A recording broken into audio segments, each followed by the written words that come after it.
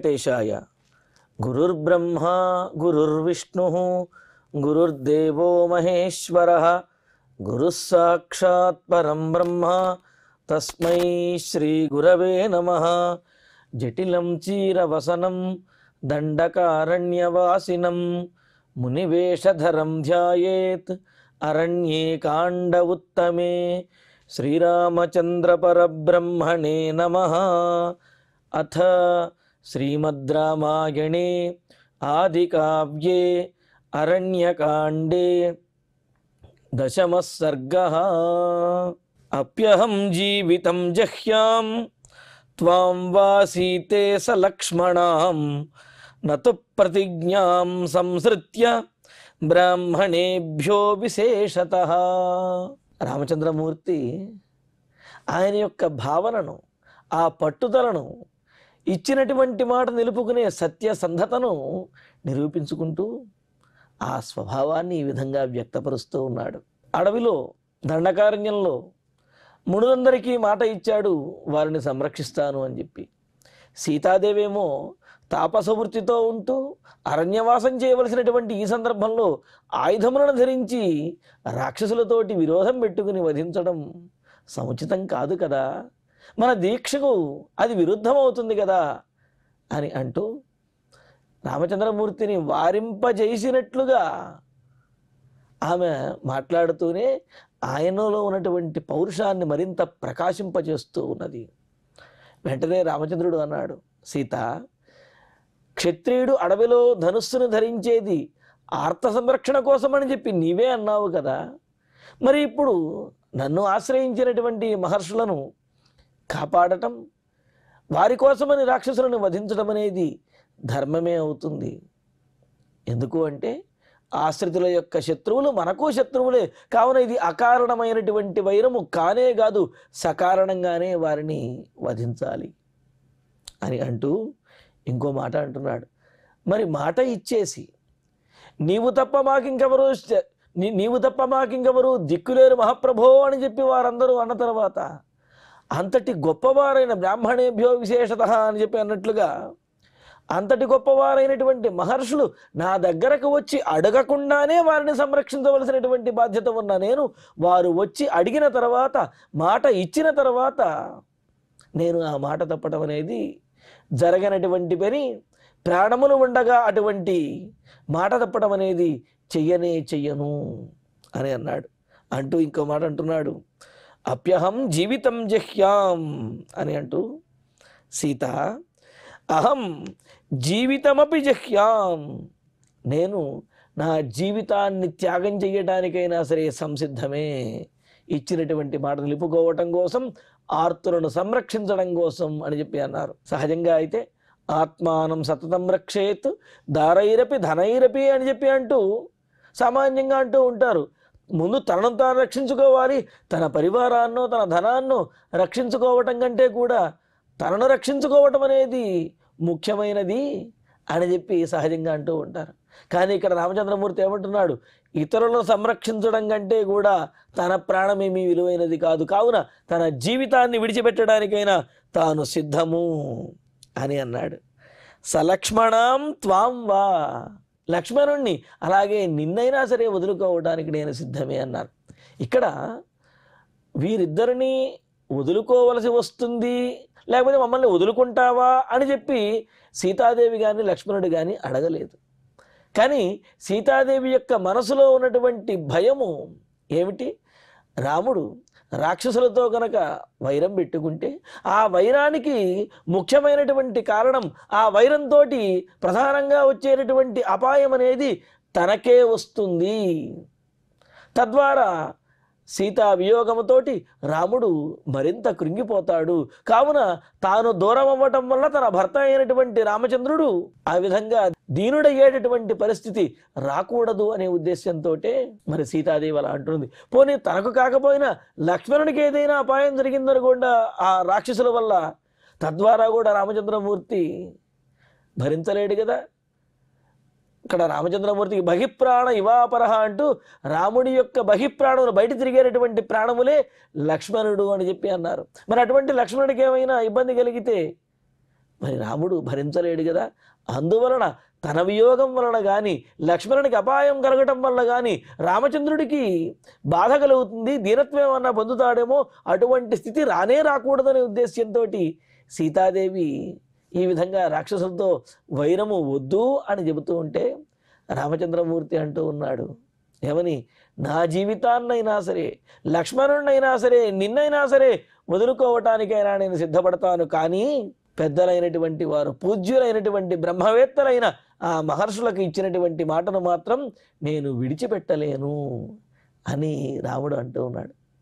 ఇందులో కూడా సహజంగా ఏదైనా మనం ప్రతిజ్ఞ చేసేటప్పుడు ఏమంటాం, 100 రూపాయలు పోతే పోయాయి అని అంటాం. ఆ తర్వాత ఏమంటాం, 1000 పోయినా పర్వాలేదు, లేకపోతే 1,00,000 పోయినా పర్వాలేదు అంటూ ఇలా విలువ పెంచుకుంటూ ఎంత విలువైనది పోయినా సరే నేను అనుకున్నటువంటిది చేస్తాను అని అంటూ ఉంటాం కదా. ఇక్కడ రాముడికి తనకంటే కూడా లక్ష్మణుడు అంటేను, అదేవిధంగా సీతాదేవి అంటేను చాలా మిక్కిలి ఆదరణ, ప్రేమ. అందుకనే వారిరువురి కంటే కూడా తనకు కలిగే అపాయము ఏమీ పెద్దది కాదు అనే ఉద్దేశ్యంతో ముందు అప్యహం జీవితం జహ్యాం, నేను నా జీవితాన్ని విడిచిపెట్టడానికైనా సరే సిద్ధము అని అన్నాడు. దాని తర్వాత మరి ఈ ప్రతిజ్ఞ మరింత గట్టిగా ఉండాలి కదా. అందుకనే ఏమంటున్నాడు, లక్ష్మణుణ్ణి విడిచిపెట్టడానికైనా సరే, కోల్పోవటానికైనా సరే నేను సిద్ధము అన్నాడు. మరి అంతకంటే విలువైనది మరి మూడోసారి ప్రతిజ్ఞ చేసేటప్పుడు, అందుకని త్వాం వా సీతే, నిన్ను అయినా, సీతాదేవి అయినటువంటి నిన్ను కోల్పోవటానికైనా సరే నేను విడిచిపెట్టడానికి నేను సిద్ధంగా ఉన్నాను అని అంటూ, అంటే సీతాలక్ష్మణుల కంటే తన జీవితము తన ప్రాణము ఎక్కువేమీ కాదు అనేది ఈ భావన. మరి అందుకనే చెబుతూ మొదటగా ఏమన్నాడు, నా జీవితాన్నైనా వదిలిపెడతాను, అంతకంటే విలువైనటువంటి లక్ష్మణుని విడిచిపెట్టడానికైనా, అంతకు మించినటువంటి నిన్ను విడిచిపెట్టడానికి అంటే నిన్ను కోల్పోవడానికైనా సరే నేను సిద్ధపడతాను, కానీ ఇచ్చినటువంటి మాట మాత్రం నేను విడిచిపెట్టను అని అన్నాడు. ఇటువంటి సన్నివేశాన్ని ఉత్తర రామచరితంలో కూడా చెబుతారు. రామచంద్రుని యొక్క మాట, శ్రేహం దయాంచ సౌఖ్యంచ యదివా జానకీమపి ఆరాధనాయ లోకస్య ముంచతో నాస్తి మే వ్యధ అని అంటూ, మరి యుద్ధము చేసేటప్పుడు, రాక్షసులను వధించేటప్పుడు కొంత క్రోధాన్ని కలిగి ఉండాలి. అంటే దయా స్వభావాన్ని విడిచిపెట్టి వారి మీద అలా బాణప్రయోగం చేయాలి. కావున లోకాన్ని రక్షించడం కోసం, లోకాన్ని, జనులను, సజ్జనులను ఆనందపరచడం కోసం దయను అయినా సరే, లేకపోతే నా ప్రాణములనైనా సరే, అంతకు మించినటువంటి సీతాదేవినైనా సరే వదులుకోవటానికి రామచంద్రుడు ఎప్పుడు తాను సిద్ధమే అనే విషయాన్ని చెబుతారు. మరి అలాగే ఇప్పుడు అదే మాట చెబుతూ ఉన్నారు. ఏమంటున్నారు, సలక్ష్మణాన్ త్వాం వా, లక్ష్మణునితో కూడా త్వాం వా, నిన్నైనప్పటికీ కూడా జహ్యాం, విడిచిపెట్టేస్తాను అని అన్నాడు. పైగా బహిప్రాణ అని చెప్పి అనుకున్నాం. దానితో పాటుగా అన్నదమ్ముల యొక్క అనుబంధం ఎంత గొప్పగా రామాయణంలో చెప్పబడుతుందో చూడండి. ఇక్కడ భ్రాత అనేదానికి, భ్రాత అంటే ఎవరు అంటే భ్రాతాన్యా మూర్తిరాత్మనః అని అన్నారు. తన యొక్క ప్రతిరూపమే, తన యొక్క మరొక రూపమే తమ్ముడు, అన్నయ్య అని చెప్పి అన్నారు. అంతే కదండి. మరి అన్నదమ్ములందరూ కూడా ఆ తండ్రి నుంచే వచ్చిన వాళ్ళు అయినప్పుడు వీళ్ళందరూ కూడా ఒకరి ప్రతిరూపాలు ఒకరిలాగా మరి అందరిలోనే ఉండేటటువంటి ఒకే రక్తము కావున వారిలో ఆ భేదం అనేది ఉండకూడదు అని చెబుతూ, మరి ఆ విధంగా నేను నా జీవితాన్ని విడిచిపెట్టడానికైనా, నా ప్రాణ సమానుడైనటువంటి వాడైనా లక్ష్మణుణ్ణి విడిచిపెట్టడానికైనా సరే నేను సిద్ధము అని చెప్పి అన్నారు.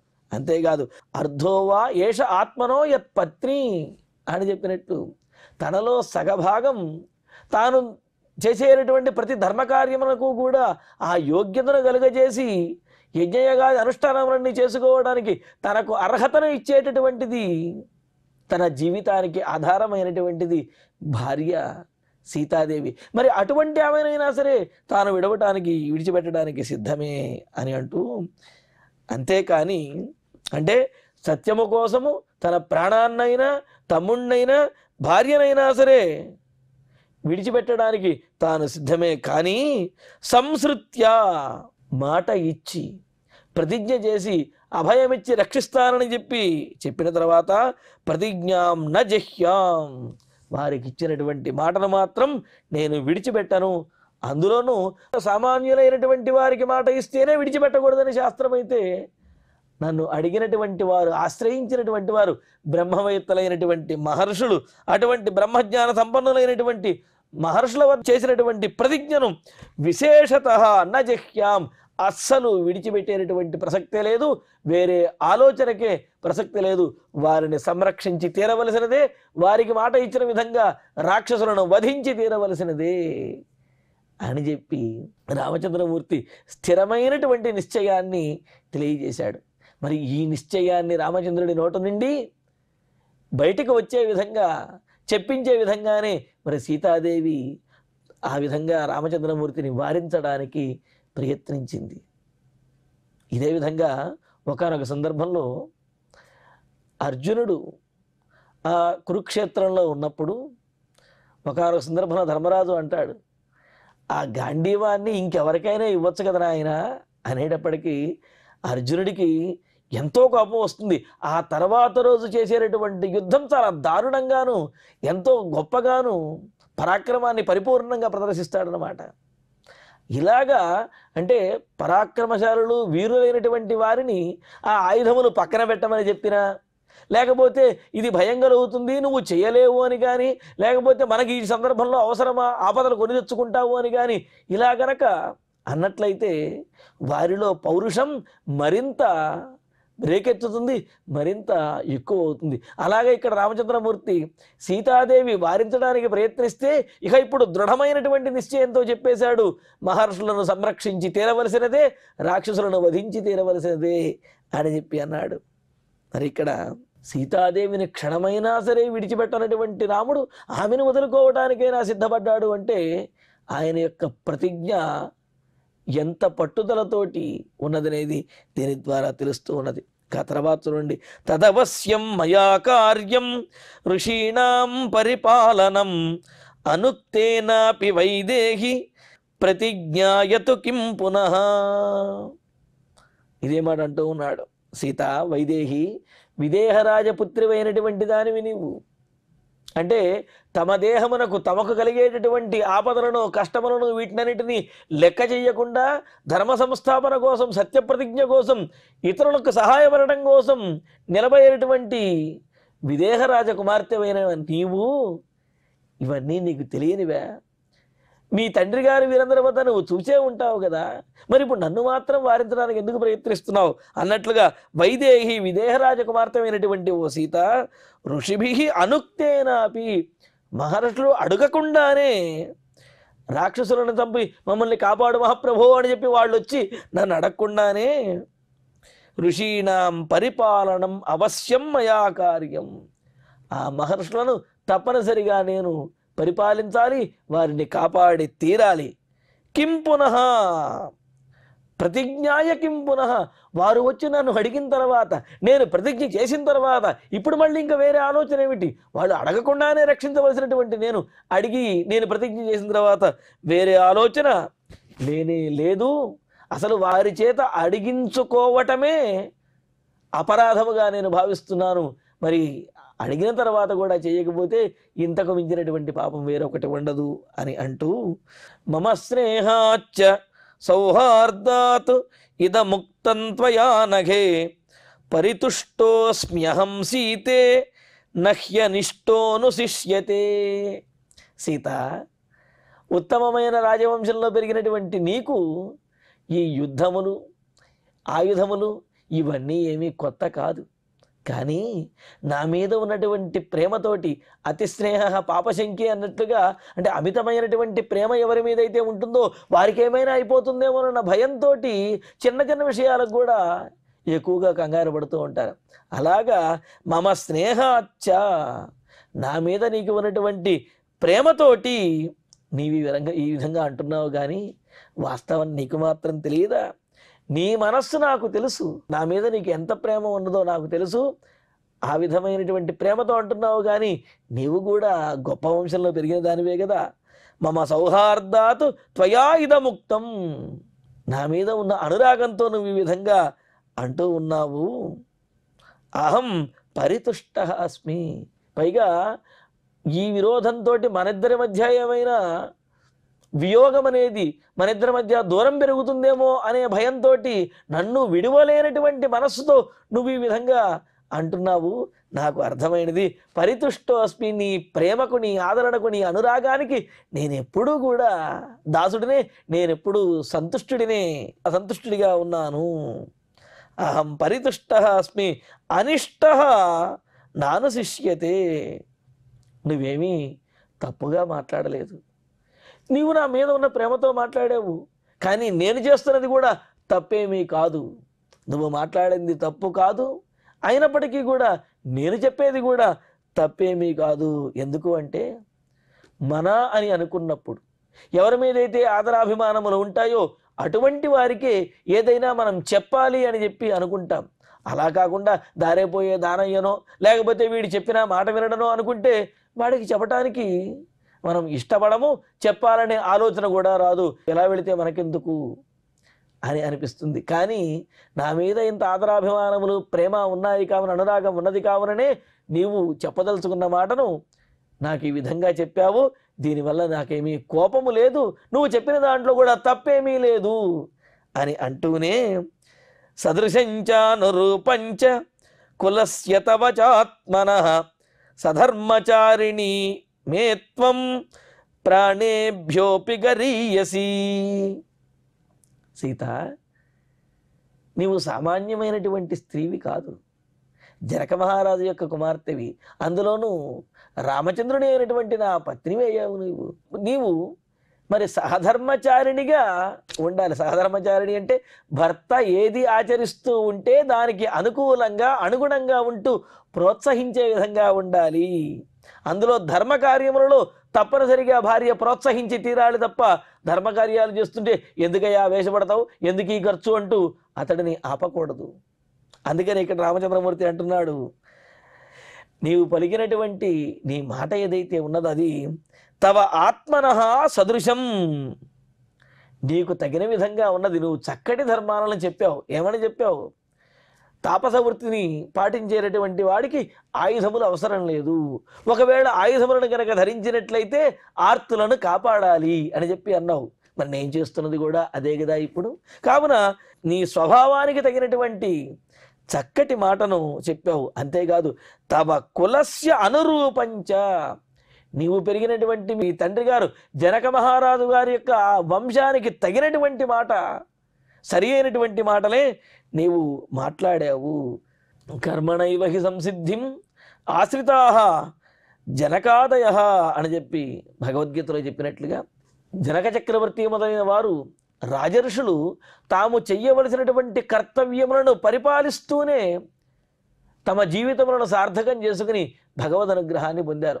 వారు ఏదో తపస్సులు చేయటమో లేకపోతే వేరే వేరే విశేషములు చేయటమో కాదు, వారు చెయ్యవలసినటువంటి నిత్యకర్మానుష్ఠానములు, వారు పరిపాలించవలసినటువంటి రాజ్య పరిపాలన, ఆ విధంగా వాటిని సక్రమంగా నిర్వర్తిస్తూనే వారు పరమాత్మ యొక్క అనుగ్రహాన్ని పొందారు, వారి యొక్క జీవితాలను సార్థకం చేసుకున్నారు.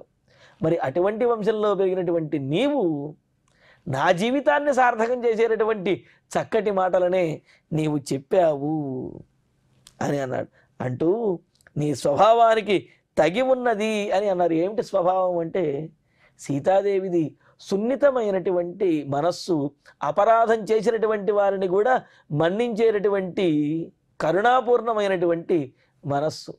తర్వాత శ్లోకాల్లో వస్తాయి, పాపానాం వా శుభానాం వా వధార్హాణం ప్లవంగమ కార్యం కరుణమార్యేణ నకశ్చిన్నపరాధ్యతి అని అంటూ యుద్ధకాండలో మరి హనుమంతుడు మిగతా రాక్షసులందరినీ కూడా, అంటే కొంతమంది రాక్షసులందరినీ కూడా చాలామందిని దుష్టులను వధించేశారు. మరి మిగిలి ఉన్నటువంటి వారిని కూడా వధించడానికి సిద్ధపడుతూ ఉంటే అప్పుడు సీతాదేవి అంటుంది, ఆంజనేయ, పాపాత్ములైనా సరే పుణ్యాత్ములైనా సరే ఎవరైనా సరే ఈ లోకంలో తప్పు చేయని వారు ఎవరైనా ఉంటారా? మరి అలా తప్పు చేసినటువంటి వారందరినీ కూడా వధించేయటం అనేది సముచితం కాదు నాయన. కావున కరుణతోటి, దయాస్వభావంతో ఆలోచించాలి, అంతేగాని అందరినీ వధించకూడదు అని చెప్పి అపరాధులను సైతము క్షమించేటటువంటి సున్నితమైన చక్కటి మనస్సు కలిగినటువంటిది సీత. అందుకనే ఇక్కడ అంటున్నాడు రామచంద్రమూర్తి ఏమని, నీ మనసుకు నీ స్వభావానికి తగినటువంటి మాటలను నీవు చెప్పావు, ఎంతటి కరుణాస్వరూపిణివి సీత అని అంటూ, అయితే త్వమ్మే ప్రాణేభ్య గరీయసి, నీవు నాకు నా ప్రాణముల కంటే కూడా మిన్నయైనటువంటి దానివి అని అంటూ, నీవు చెప్పిన మాటలలో తప్పేమీ లేదు, నీవు నీ స్వభావానికి తగిన విధంగా నీవు మాట్లాడావు, నీ మాటలతోటి నేను మరింత ఆనందాన్ని పొందాను. అయితే ఆశ్రితులను రక్షించడం అనేది చేయవలసినటువంటి పనే అనేది నీ మాటలలో కూడా నీవు చెప్పావు, ఆ పనినే నేను చేయడానికి సిద్ధపడుతున్నాను అని అంటూ, నేను చేసేటటువంటి ఈ ధర్మానికి నీవు తోడుగా నిలబడాలి, నీవు సహధర్మచారిణివి అని అంటూ అమ్మవారిని అంటే ఆ సీతాదేవిని కూడా రామచంద్రమూర్తి సిద్ధం చేస్తున్నాడు. అంటే ఏమిటి, ఆమెను కూడా రాక్షసులను వధించడానికి ఆమెను ఒప్పిస్తూ ఉన్నాడు. నొప్పించకుండా నొచ్చుకోకుండా తన మార్గంలోకి ఆమెను తీసుకువస్తూ ఉన్నాడు రామచంద్రమూర్తి. అందుకని ఏమన్నాడు, సహధర్మచారిణీ మేత్వం, నీవు నా సహధర్మచారిణివి, నేను ధర్మాన్ని తప్పను అని సత్యాన్ని తప్పను అని నేను ఏది చేసినా ధర్మంగా ఉంటుందని నీవు నమ్ముతావు కదా, అటువంటి నీవు నేను ఆచరించేటటువంటి ధర్మాన్ని అనుసరించు అని అంటూ, ఇత్యేవ ముక్త్వా వచనం మహాత్మా సీతాం ప్రియాం మైథిల రాజపుత్రీం రామో ధనుష్మాన్ సహ లక్ష్మణేన జగామరమ్యాణి తపోవనాని. ఈ విధంగా రామచంద్రమూర్తి సీతాదేవితోటి ఇన్ని ఆమె చెప్పినటువంటి మాటలన్నీ కూడా విని, ఆమె చెప్పిన మాటల్లో ఉన్నటువంటి విషయాన్ని ఆమెకు మరలా చెప్పి, నీవు చెప్పిన విధంగానే నేను ఇలాగా రాక్షసులను వధించడానికి సిద్ధమవుతున్నాను అని చెప్పి, నా ధర్మాన్ని నీవు అనుసరించు సీత అని చెప్పి ఆమెను ఒప్పిస్తూ, ఆమె మీద ఉన్నటువంటి ప్రేమను వ్యక్తపరుస్తూనే తాను చేసేటటువంటి కార్యానికి ఆమెను కూడా ఉద్యుక్తురాలను చేస్తూ ఉన్నాడు.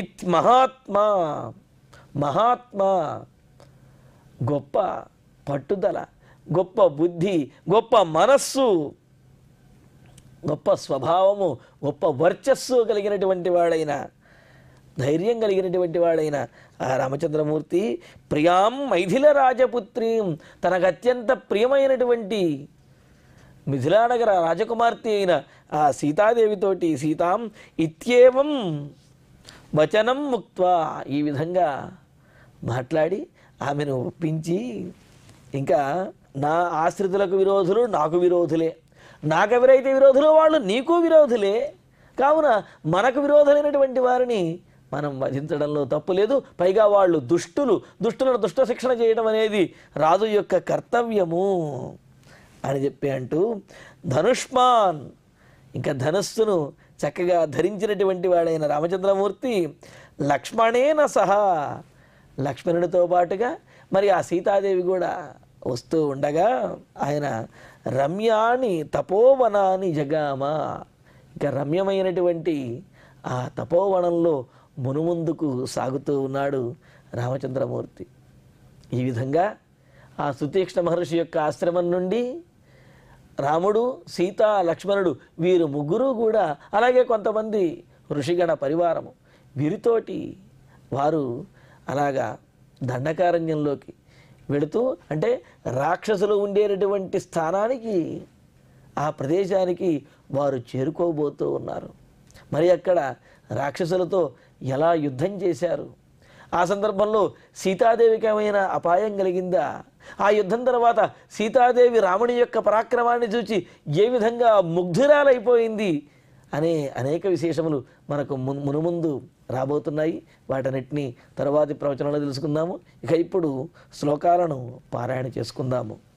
అప్యహం జీవితం జహ్యాం త్వాం వా సీతే సలక్ష్మణాం నతు ప్రతిజ్ఞాం సంసృత్య బ్రాహ్మణేభ్యో విశేషతః తదవశ్యం మయా కార్యం ఋషీణాం పరిపాలనం అనుక్తేనాపి వైదేహి ప్రతిజ్ఞాయతు కిం పునః మమ స్నేహాచ్చ సౌహార్దాత్ ఇదముక్తం త్వయా నఘే పరితుష్టోస్మ్యహం సీతే నహ్యనిష్టోనుశిష్యతే సదృశంచానురూపంచ కులస్య తవ చాత్మనః సధర్మచారిణీ మే త్వం ప్రాణేభ్యోపి గరీయసి ఇత్యేవముక్త్వా వచనం మహాత్మా సీతాం ప్రియాం మైథిలరాజపుత్రీం రామో ధనుష్మాన్ సహ లక్ష్మణేన జగామరమ్యాణి తపోవనాని. ఇత్యార్షే శ్రీమద్ రామాయణే ఆదికావ్యే అరణ్యకాండే దశమః సర్గః. ఇప్పుడు క్షమాప్రార్థన మంగళాంతంగా ఈనాటి ప్రవచన కార్యక్రమాన్ని పరిపూర్ణం చేసుకుందాం. యదక్షరపదభ్రష్టం మాత్రాహీనంతు యద్భవేత్ తత్సర్వం క్షమ్యతాం దేవ నారాయణ నమోస్తుతే. కాయేన వాచా మనసేంద్రియైర్వా బుద్ధ్యాత్మనా వా ప్రకృతే స్వభావాత్ కరోమి యద్యత్ సకలం వరస్మై నారాయణాయేతి సమర్పయామి. శ్రియః కాంతాయ కళ్యాణ నిధయే నిధయేద్ధినాం శ్రీవేంకట నివాసాయ శ్రీనివాసాయ మంగళం.